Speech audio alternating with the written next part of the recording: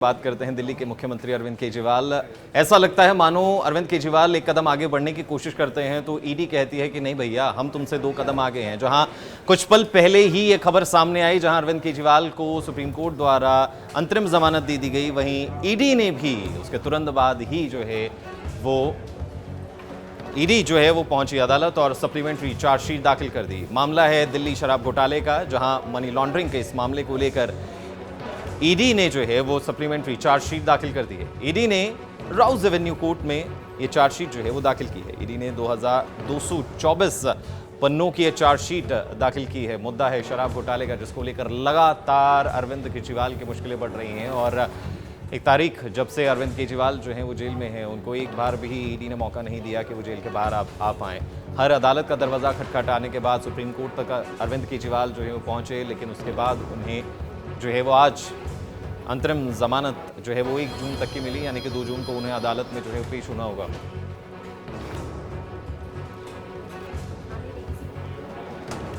तो अरविंद केजरीवाल की मुश्किलें वो कहीं ना कहीं क्या बढ़ेंगी, बड़ा सवाल है। ज़्यादा जानकारी के लिए हमारे साथ हमारे वरिष्ठ पत्रकार प्रमोद शर्मा जुड़ गए हैं। प्रमोद जी, सबसे पहला सवाल यही दिमाग में आता है, जहां कुछ पल पहले ही अरविंद केजरीवाल को अंतरिम जमानत वो दी जाती है, वहीं अब सप्लीमेंट्री चार्जशीट, इसके क्या मायने निकाले?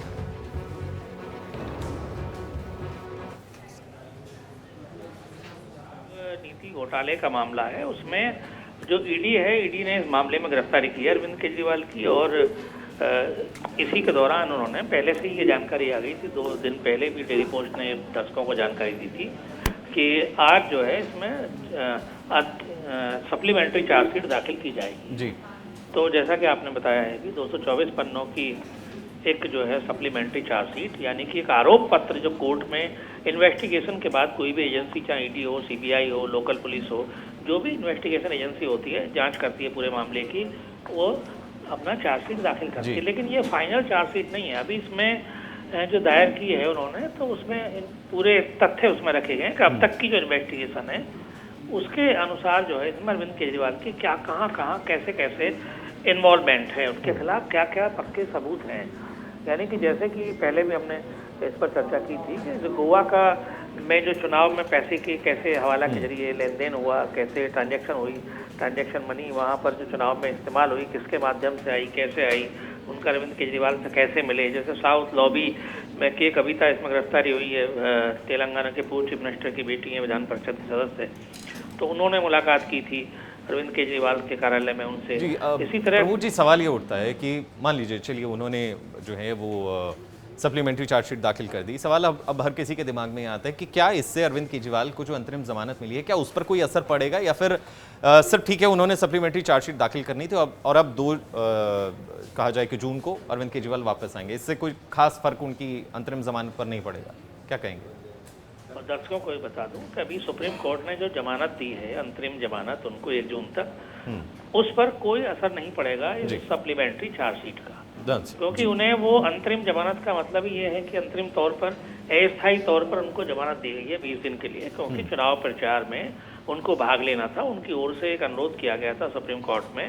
उनके वकील अभिषेक मनु संघवी ने इसमें कई दलीलें दी, कहा कि वो चुने हुए मुख्यमंत्री हैं इस नाते, और पार्टी के मुखिया हैं अपनी के, नेशनल पार्टी है उनकी, तो उनको ये अधिकार मिलना चाहिए ताकि जो लोकतंत्र का पर्व है, महापर्व है, इलेक्शन लोकसभा का 5 साल में एक बार होता है, तो उनको ये मौका मिलना चाहिए ताकि वो अपनी बात रख सकें, लोगों तक उनकी बात पहुंच सके। इसी को मानकर सुप्रीम कोर्ट ने उनको अंतरिम जमानत दी है। लेकिन साथ ही साथ उन्होंने ये भी कहा है कि वो कोई ऑफिशियल काम नहीं कर सकते चीफ मिनिस्टर के तौर पर, केवल चुनाव प्रचार में वो अपना अगले 20 दिन अरविंद केजरीवाल वो चुनाव प्रचार करते हुए नजर आएंगे और कोई भी ऑफिशियल काम वो सीएम के तौर पर नहीं करेंगे।